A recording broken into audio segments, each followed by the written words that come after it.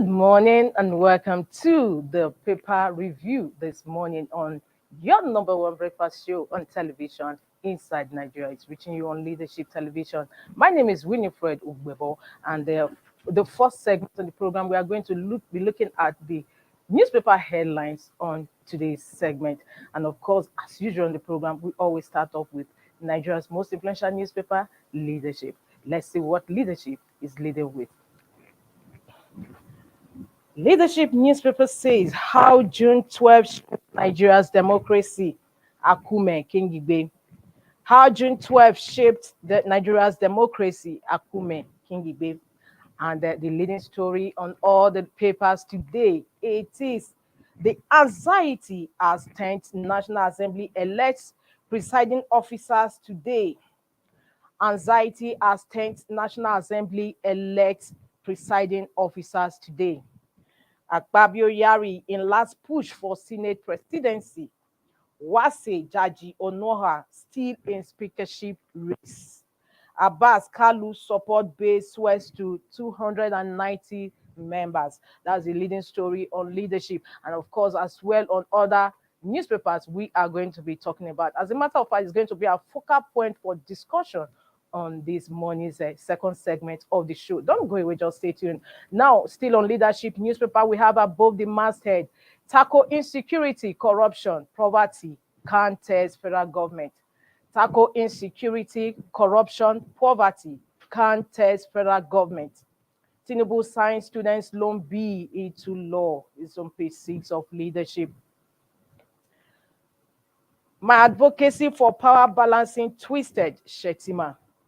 Parents beg for release of 92 Chibok girls.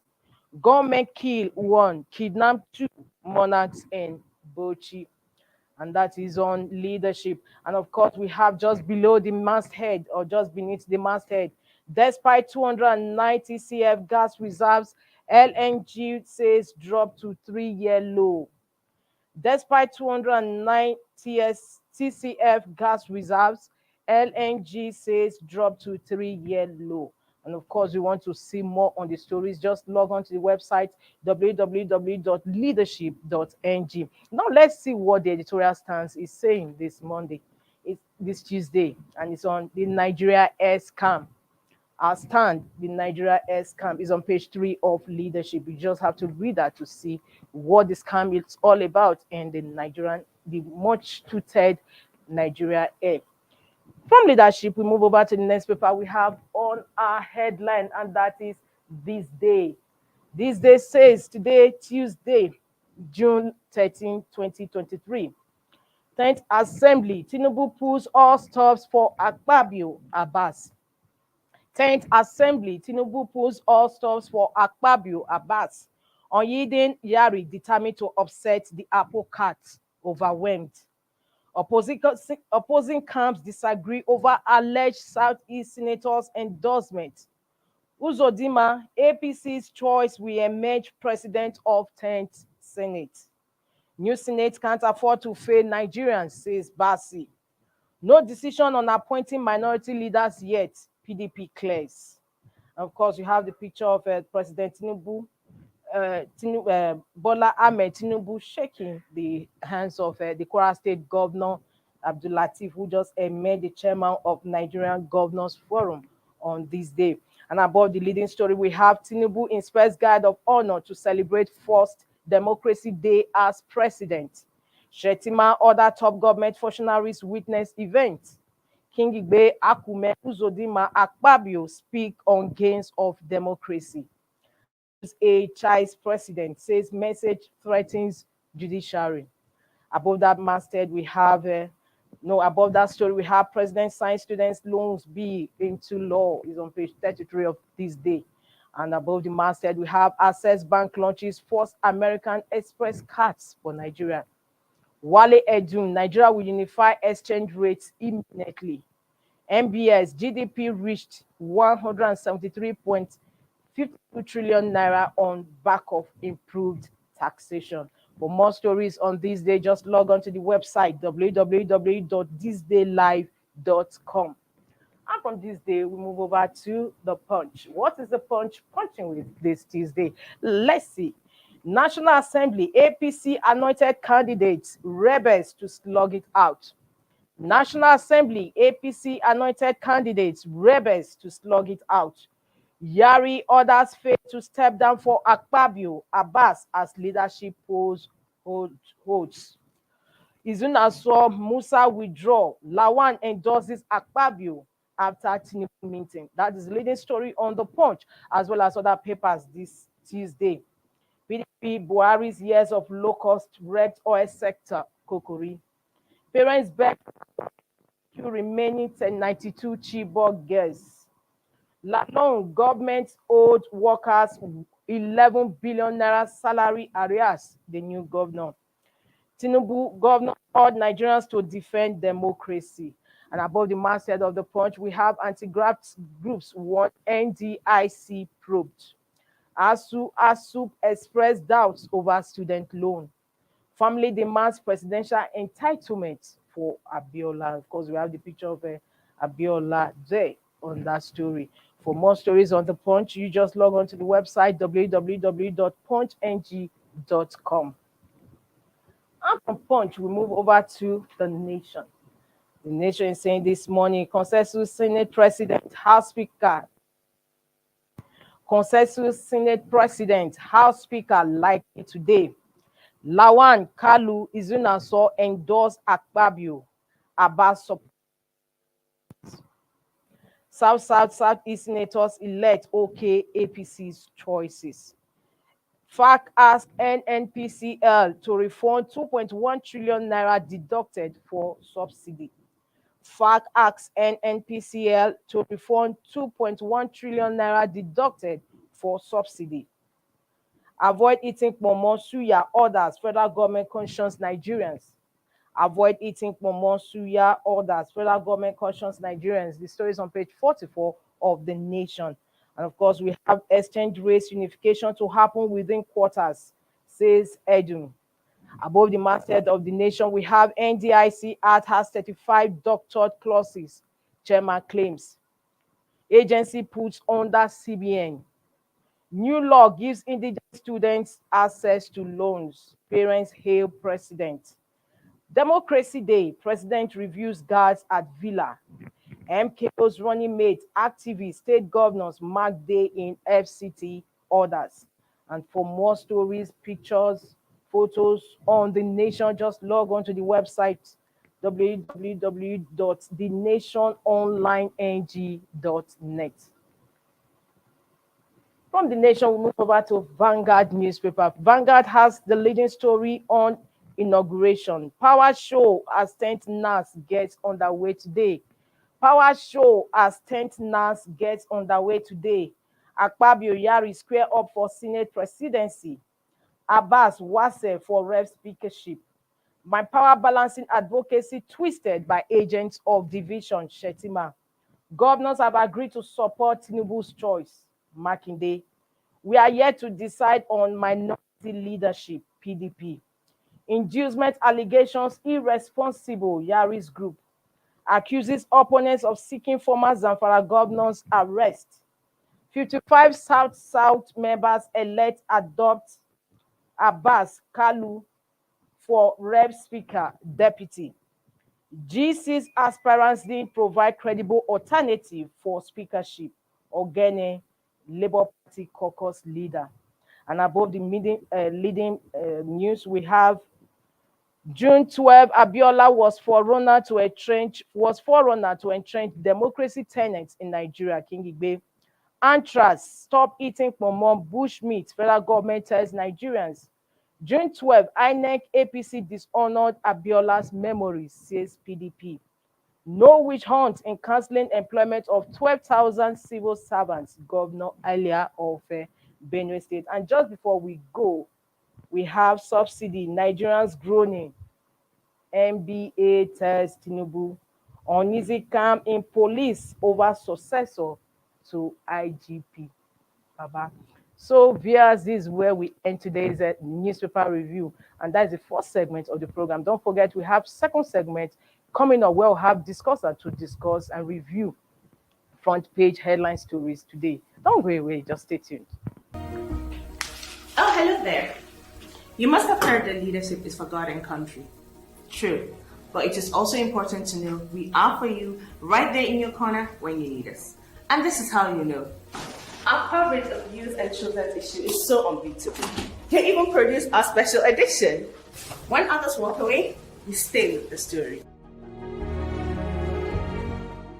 We don't just report the story, we help you find the path. We bring you some of the country's finest writers, Monday to Sunday. We ask the tough questions. We speak your language. Ina kwanan? Lafiya lau. Wani labari muke da shi yau? Na karanta labarin hirar da aka yi da Dr. Hakim Baba Ahmed. Da kyau. We bring style to life in Le Vogue magazine. We identify leaders before others recognize them. And the data is speaking for us. So if you're not in leadership, you're behind.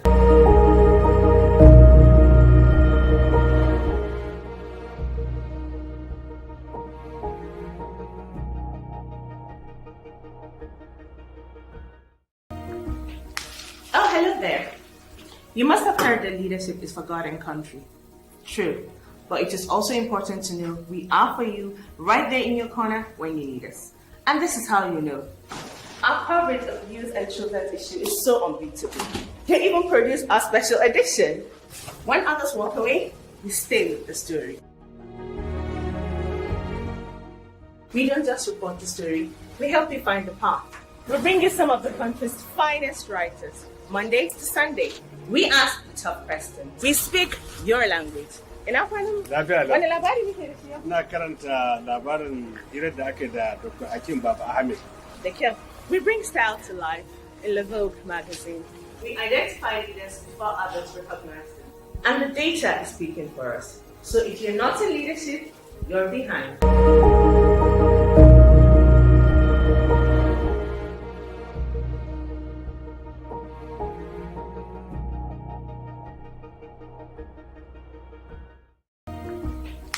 Oh, hello there. You must have heard that leadership is for God and country. True. But it is also important to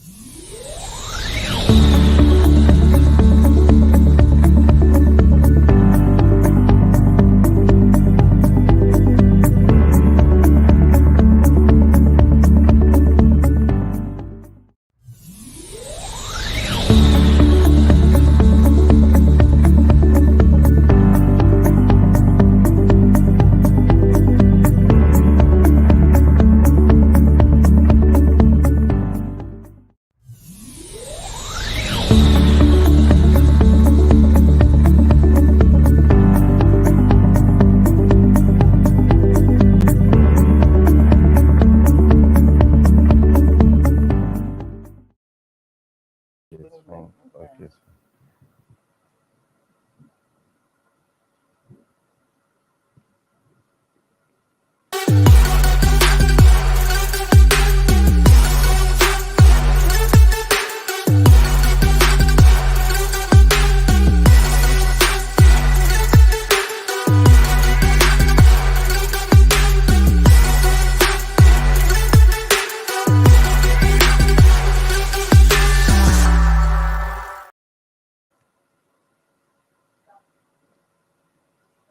Welcome back to the second segment of your favorite show, Inside Nigeria. And as you can see, I have with me in the studio is a columnist and also a political analyst, Hashim Suleiman. Yes, It's a pleasure pleasure. to have you on the program. Best Thank you regards. so much. Thank you. And Thank you. today, there's a leading story in all the papers, and that is the anxiety as a 10th NANS elects presiding officers today. Is, as you can see, is the leading story in all the papers today. Yes, absolutely. So, what are we going to be expecting? Because many people are saying that, oh, we don't want a repeat of what transpired in 2015. Are we going to have that? Oh, Because some of the lawmakers are defiant that they are not going to step down. yes, perhaps, but I think events have already overtaken this. Already, as we speak, Godswill Akpabio has already emerged as the Okay, as we speak, as we that's a speak, he good has move already now. emerged as, even though, yes, perhaps what the papers are saying are right as at last night to early this morning. Because, of course, if you look at the result that came out from the voting in the Senate, you'll see indeed that it was a little tight. It was Because, tight. yes, you had Wow. about 60 to 40, Wow. 63, I think, to 46, something like that. Okay. So of course you would see that Yari himself actually pulled some good numbers. So indeed, then that goes to show that the headings in the newspaper is perhaps right. But then now event has, well, I think for the house, maybe it's a little less anxious because I think a lot of the major Exactly. players had already stepped down for Tajuddin Abbas. Yes. And from the feelers we're getting already right now, you could hear that Abbas is already trailing. Okay. So I think it's looking more like the anxiety is already coming down this morning, and perhaps And what, the APC has had its way. yeah, it's Now, looking like that. that brings me to the next question on the same topic.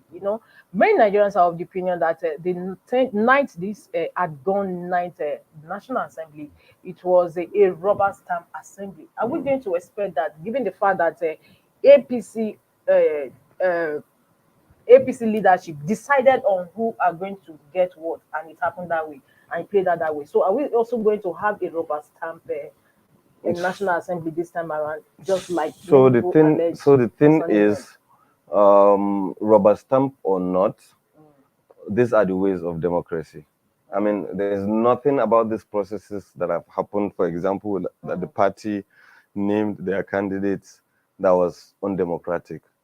And then after naming their candidates, those candidates, we all saw them how they were all moving from everywhere, from nooks and cranny, and meeting their colleagues and selling themselves. And at the end of the day, these people have emerged. So, I mean, they have done everything that is democratically necessary for them to emerge. They have emerged. So the same thing with the Ninth Assembly, because now it's time for us to really begin to make a lot of awareness and advocacy so people should understand the ways of democracy. So if you really want to have your way, then you would have to work hard to make sure that you form part of the majority. Otherwise, you will always continue to have your say, but then the majority will have their way. So I mean, there is no, maybe if you look at the Saraki time, some other people couldn't make it to the house, and then some others did. So that you would say, yes, some other people could feel if we were in there. But in this case now, everybody was seated, everybody was given a ballot paper, and everybody, it was on the TV everywhere, everybody voted, Yes, and then the votes were yes, no counted. doubt So about that. But at the end what? of the day, that like that was exactly what the scenario that played out in the ninth assembly. Yeah. But at the end of the day, we discovered that they were just yes, yes, Mr. President, men. And many Nigerians are skeptical that we may also have the same scenario, Yeah, that's what given I'm the fact saying. that So APC imposed these leaders on them, so exactly. to So speak. the thing is, right, majority of those who say that it's a rubber stamp, it is their opinion. But at the end of the day, is it that there was any process that was undemocratically done to make them emerge? No. So if they had gone through all the necessary democratic process to emerge, So in a whatever they sane do doesn't in a sane environment, you would have to, because they also have their colleagues in there who sat there. Remember, like maybe from 1999 to about 2007, how there were a lot of impeachments of Senate presidents yes, and during we speakers. had that during That yes, that was to President show that Obasanjo's time. their colleagues were not okay. But in this case now, all the colleagues are seated there, even after they have emerged, up until they finish their tenure. Nobody came out to say they were not doing the right thing or what. So that goes to show that Their colleagues have perhaps accepted what they're doing, but because the only way you can stop it from being a rubber stamp or not is when from on the floor of the house, some of their colleagues say no to what you're doing or not. So at the end of the day, all of what people are saying remains in the realm of perception. There's little or nothing anybody can do because after all, everything that was done is democratic. So this goes to show that whether opposition or the masses and everybody, they would then have to up their game regarding how they will make their own choices to come to bear in terms. But all of these things have to be democratic. So these are the democratic processes. People may not like them, but unfortunately, that's how democracy works. All right. Thank you so much. Now, one last word before we go. What do we expect from these National Assembly, newly elected leaders? Okay, one thing that I know for sure is they will go to attempt to be doing their work. But one thing that I know this time around is going to be different is the fact that the citizens are going to be very, very interested in what they do. Owing from what has happened in the election and until now, you can see that a lot of citizens now who hitherto were not even interested in the democratic process or the political process are now very, very interested. So they should know within their minds that Nigerians are going to be absolutely interested in what they do. And how they put out that will depend on also how Nigerians will judge them, and then posterity will be the one to do the final judgment. Thank you so much, Thank you. Hashim Suleiman. Thank It's a you. pleasure to Thank host you. you on Thank today's you so program. much. I look Best forward regards. to having you more on the Yeah, program. yeah. seeing more Thank of you. you so much. Well, viewers, we Thank you are so much. ending this segment on our discussion on leading story in the papers today and NAS presiding officers election. And now that we have the leaders, Senator Goswi Akpabio as the Senate President and Idris as the Speaker of the House of Reps. That's a good one for APC. Thank you so much. Thank you. Bye. Thank you. Okay. Best regards.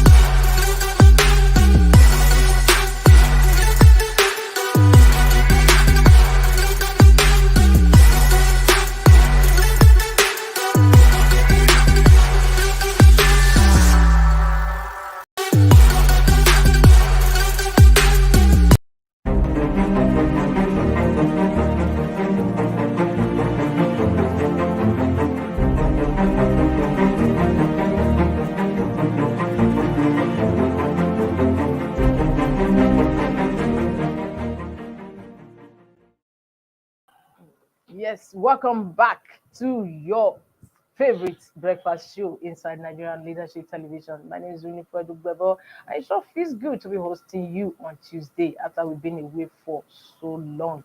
And of course, with me in the studio, as you can see, is our Tuesday guest, is Dr. Austin Maho. He's also a publisher. Thank you so much, sir, for your presence today. Yeah, thank you. Yeah, always Good to have you back. You are shining. You went to see the queen. That's how we say it in those days. That you went to when you say you went to you went to go and see the queen. And the queen. And a lot happened. Okay, you came back and you mentioned a lot has been happening. Although you can't keep totally blank out when you are outside the country. Yes. You just have to keep your ears to the ground and follow trends in the country. A lot has been happening. We have a new president. The new president is trying to, like they say, hit the ground running. Why many Nigerians equally have hit the ground trekking. That's a good one. And Emefiele has been removed from office, and so many allegations. No, this Yeah, is a that's what serious one flying around I the want place us to speak about what yes, could have happened what and could led have to happened. his suspension from office. You know, you can look at it from all sides. But And first and foremost, Mary said he was about to flee the country when he was nabbed by the operatives DSS. of DSS. Now, and though we've not heard much from him, but from snipers, they are saying that look at what has happened, and of course, we don't know how true they are. You know, Nigeria is a But country. would you, there's no on small- your own, would you hold Emefiele culpable, given the fact that he was answerable to a master? You know that he's culpable. If somebody asks you to impale yourself, to kill yourself, jump into a toilet, jump into fire, or hold a red hot iron, you still, as a human being, you still have the capacity to say no. If whatever instruction was given to him by his principal, his employer, he had the capacity as a thoroughbred Professional. to say no. This is inimical to the well-being of our economy. And explain, and superior reasoning I always believe will prevail. But for you to believe that you are in an office to serve the whims and of an individual or a group of individual cartel and not the Nigerian people, then you are a criminal. You should be treated as a criminal. When you hold public office means you are there to serve the interest of the Nigerian people. It's no longer about the person that put you there. You don't serve individuals. You serve the government. And when you serve a government, you are answerable not just to that government, but to the Nigerian people. And where you have found one thing, you should be held accountable to the Nigerian people. Okay. And I think that's what is playing out. And if by in any case, if what you are saying is if he's found guilty of anything and he points his hands at another individual, maybe former President Muhammadu Buhari, that is the one that gave him instruction to do it. Buhari should be called to come and answer questions. You know, why he gave instructions that are not in the interest of the country. Okay, because one of the allegations leveled against him has been the terrorism financing, and of course, I was asking myself, what has it maybe got to do with terrorists who are, of course, predominantly from one tribe? You understand? So, and the issue came up again. Could it be that he was acting according to instruction? There are three things. Because a report stated that about $100 million was transferred to a group in Afghanistan. You know, to me, Nigeria is one country difficult to understand when it comes to issues of corruption. You know, what baffles me at times is not the crime that people who are in high office commit. It is the fact that we run a system that allows people to be able to perpetrate, to commit such heinous crimes. Do you understand what I'm trying to say? Yes, I do. How is it possible for an individual, a single individual, whether you are the head of that institution or the tail, to be able to make that singular decision to transfer $100 million US, or the other one we heard that he got a remittance from Afrexim of about $1 billion, and within 2 days he sold 750 to the owner of the biggest refinery in the country currently. And of course, so the point is, what kind of system do we run as a country where leaders are not subjected to checks and balances, whereby you head an institution, you operate as if you are an emperor, you operate as if you are the de facto king, the owner of the institution, you run it as your personal fiefdom, to the detriment. And the staff that work there, can't anybody say something? Can't anybody call into question? The governor? If it is the governor, there are processes. I have run an institution. I have owned an organization. I run an organization. I know that there are decisions I cannot just unilaterally take without consulting with my principals, without consulting with other people within my establishment, even though I own the organization. Because whatever I do impact on all of us collectively. It doesn't impact on me alone. So that is why at times I wonder when you hear that the accountant general of the federation, the former one, was able to steal 120 billion. And nothing has come out of the day. You only Yes, 50 billion. you ask yourself, how is that able to happen? Are there no people in this institution? Yes. How was the CBN governor able to do that? Yes. To do this, Yes. which means we need a total reformation of Yes. how organization, how institution. How is it even possible that the president will give an instruction to you which is against the act setting up the CBN itself, and you obey because it's the president? It means we are, as a country, we are building individuals. We are not building institutions. We are not building the country. And when you build individuals, the country suffers. When you don't have strong institutions, it's strong institutions that sustains a nation. Everything we have amounts to nothing when the institution should stand irrespective of who is there. Whether it is if we have strong institution, whether it's a Buhari, he won't be able to commit the crimes he committed against this country. If it is a Tinubu, whether he is effective or non-effective, but once you have functional institutions, the country will move forward. But as it is now, the case with the CBN governor is a reflection of the fact that we are building strong individuals, not strong institutions. No, many people are of the opinion, Nigerians are of the opinion that we are not likely to see the end of his interrogations at the end of the day, given the fact that if Emefiele should open his mouth, that is going to smear so many people. So because of that, maybe DSS may pipe low and just giving that leeway to flee the country.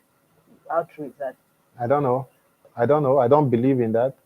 We live in a country where so many individuals. Because he didn't act alone, obviously. Obviously, he didn't act alone. The fact, that's the truth. The point is that we live in a country where the political class, the elite, they are all tainted. They are all tainted. They are all corrupt. They're one issue or the other against them. And it's unfortunate. I normally tell people that, look, Buhari had the opportunity to clean up this country, to clean up the mess. Because he came like, the truthful one. And from all indication, he put up a stance of anti-corruption, which everybody supported. He had that opportunity, but he messed it up. Rather than removing us from where we were to a better place, he compounded national malaise, especially where it comes to corruption. So many people, when he was the one, to have had in our recent history, it's rare for a CBN governor to get two tenure in office. You understand? But he got two tenure, straddling two administrations. He was actually appointed into office by President Goodluck Jonathan. He did 8 full years with the Buhari administration. And his leg even entered Tinubu's administration. So he served 3 presidents. I like that his leg. Even entered the administration of Tinubu. But what we have to show for it? What we have to show for it is continuous depreciation of the naira, destruction of the economy. Caused by him because of dual exchange rate and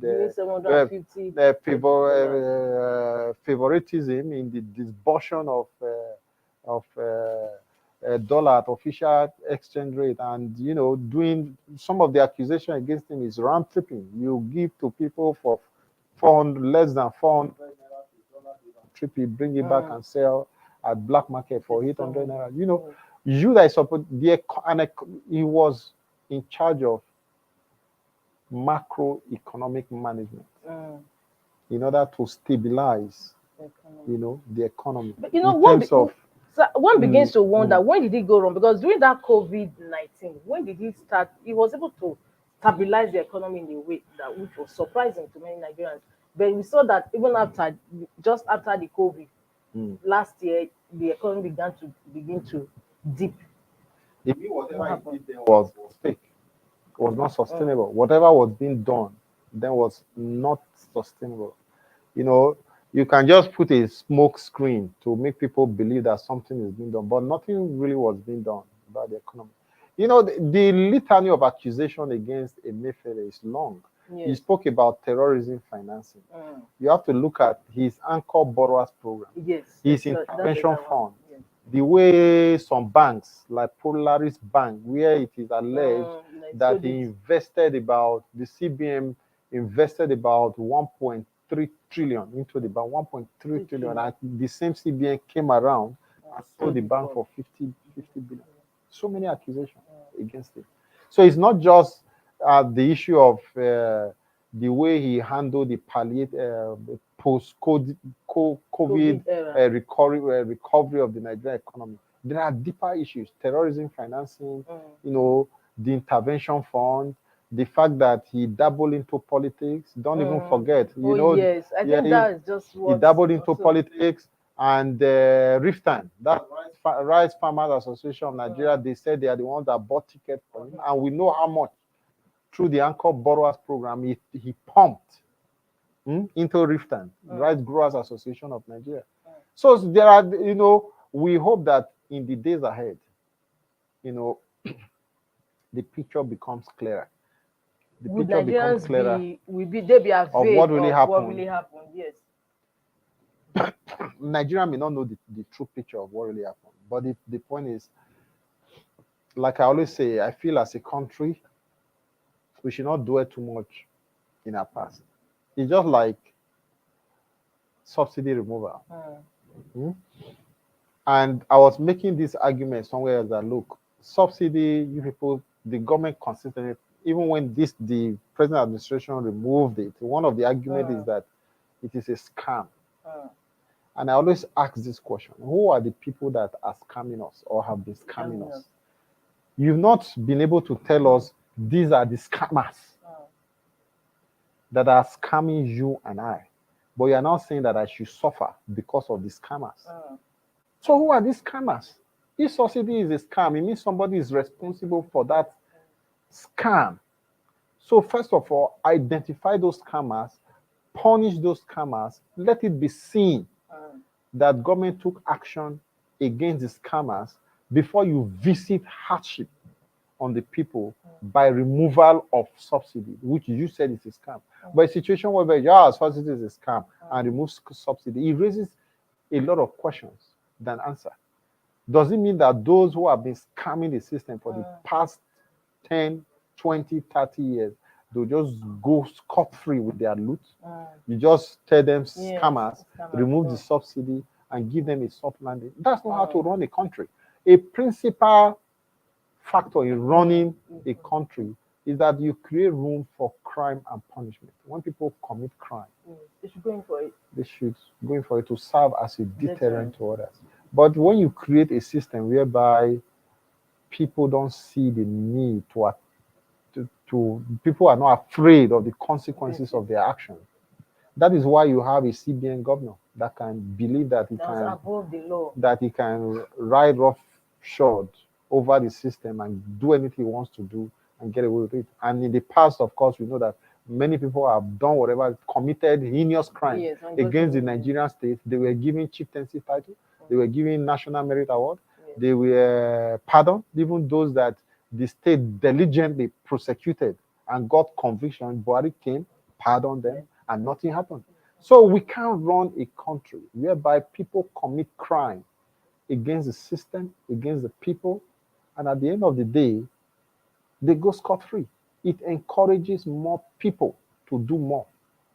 That's the situation. If the CBN governor has committed a crime, he should go down for it. Any other person who is fingered to have committed economic crime or any crime against Nigerian people should be punished to serve as a deterrent to others. Now, I'm curious, like many other Nigerians, what could have given Emefiele that courage to have stayed on even after his leader, President Muhammad Buhari, left office? Because he is in Nigeria, he saw the anger that came out from this our president during that policy, and the former Kaduna State Governor, Malam Nasir El-Rufai, and even Ganduje and the Kogi State Governor over his cash policy with his policy, and yet he stayed on. Couldn't he have? Because that's what many You people two are are wondering. taking the What Bizani deal route. did he? Exactly. What deal did he cut that he had to stay on? Of Is- course, some is- people in Nigeria is- said, what was giving him that boldness? Is Who were you, his- you can take it from where I started from. His prayer. You know, I normally talk about Okay, not weapons, having a weapon. Okay. weapons grade wealth. You know what I mean by weapons grade wealth? Some people in this country have accumulated so much money that they believe that with the wealth they have, they can use it to influence anything. It's like weapons of mass destruction. They feel there are Nigerians who are richer than the Nigerian state itself. Nigerian state is no longer rich because we are indebted. We are indebted in all ramifications, all rounds. We can't pay salaries. We can't fund our budget. We rely on borrowing. But there are Nigerians who have stockpile of money in all currency, which they can deploy to achieve their nefarious, aim in all spheres of the Nigerian economy. So he could be one of those who believe that because he stayed about 10 years at the CBN, he has influenced his system so much. He has made people, he holds the dossier of a lot of people that may have benefited one thing or the other from him. So he felt protected. And one of the allegations was that he was printing money too, about 1 trillion, and he printed money. And it made me to remember that the Edo State government did raise alarm then during that first tenure in 2019. They were printing money, and they said no. They even ways and means they printed about 22 trillion. You know what that means? Yes, 22 trillion naira flying around, not backed up by production. Every dime, every naira, that is the cause of the inflation. And that is why the dollar to the naira, the rate is on a consistent rise. Because when you have that free money, or money not tied to productive activity, flying around in the economy, people mop it up and go and use it to, to assess dollar. So there's no production going on, but you have so much money in the system. So Emefiele's management of the economy raises a lot of questions, and he needs to answer for it, and he needs to be punished for it to serve as a deterrent to others. And Nigeria, unfortunately, we don't have so much confidence based on what has happened in the past in this country, where government is always half-hearted when it comes to prosecuting economic criminals like Emefiele, who he should be diligently prosecuted. And whatever he has eaten that doesn't belong to him, he should be made to vomit it. That is the only way to run a country. But when you do it haphazardly, sentiment comes in very soon. Some people from his home state will start talking about ethnic political vendetta, or that is a political witch hunt because he's an Igbo man and all that, or because he's a Christian. You find out that at the end of the day, his prosecution will not have the necessary traction it needs. Now, So the president apart from Emefiele, there are so many cases that are coming up over on allegations of sleaze. So these, like we have leadership's editorial today, the Nigerian air scam, and we still have the Sariki still working free because he's the outgone president Muhammad Buhari's nephew. Are we going to have a sacred cows? I say Bola Ahmed Tinubu, should be able to set the tone of his administration. And one way of setting the tone of your administration is dependent on the things you do, at least within your first 100 days in office.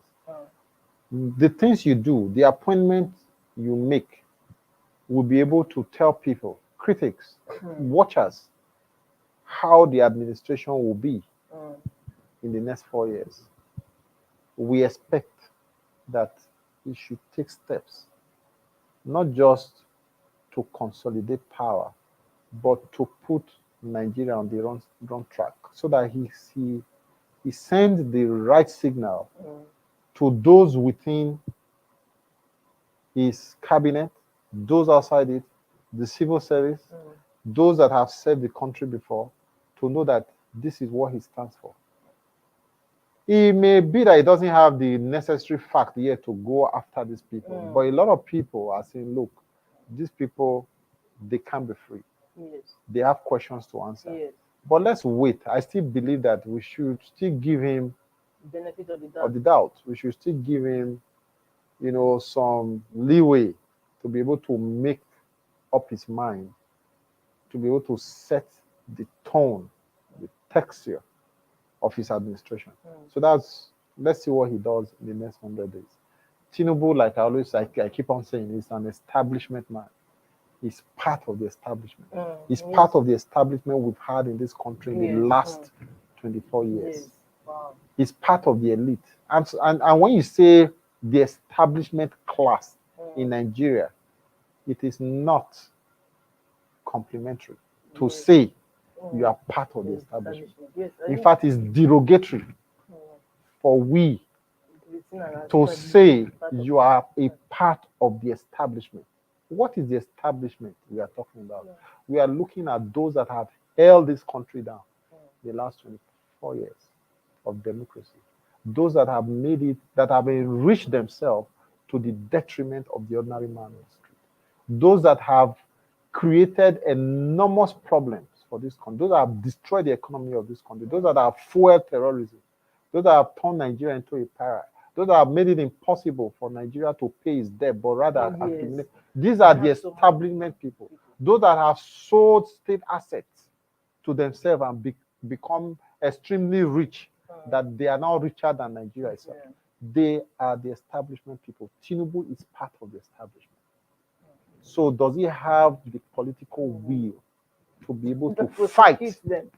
Yeah, but we have somebody that was Megaskia, which Mr. is part Clean, of, who at the end of the Buhari was never a part of the establishment. He was never a part of the establishment. He was an outsider. The establishment, when they wanted, or rather a part of the establishment, when they wanted access to power, they went to bring him and use him as a tool to access power. And Buhari's 8 years in power, he was never a part of the establishment. It was like somebody still looking, an outsider looking in. Yes.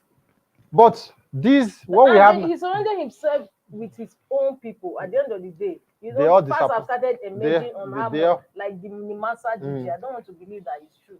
We are still waiting to confirm those some of those stories. Absorb the embezzlement. Yes, it's shocking. Trillion? It's shocking.